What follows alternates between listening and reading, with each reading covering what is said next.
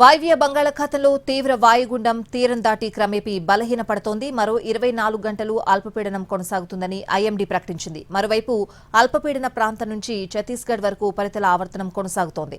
రుతుపవనాల ప్రభావంతో వచ్చే 5 రోజులు చెదురుమొదురు వర్షాలు కురవనున్నాయి. ఇక విశాఖ తీరంలో సముద్రం అలజడిగా మారింది. బలమైన ఈదురుగాలుల కారణంగా కెరటాలు ఉవ్వెత్తున ఎగిసిపడుతున్నాయి. మత్స్యకారులు మరో 2 రోజుల పాటు వేటకు వెళ్లొద్దని వాతావరణ శాఖ సూచించింది.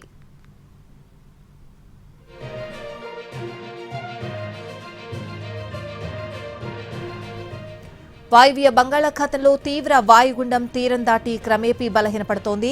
మరో 24 గంటలు అల్పపీడనం కొనసాగుతుందని ఐఎండీ ప్రకటించింది. మరోవైపు అల్పపీడన ప్రాంతం నుంచి ఛత్తీస్గఢ్ వరకు ఉపరితల ఆవర్తనం కొనసాగుతోంది.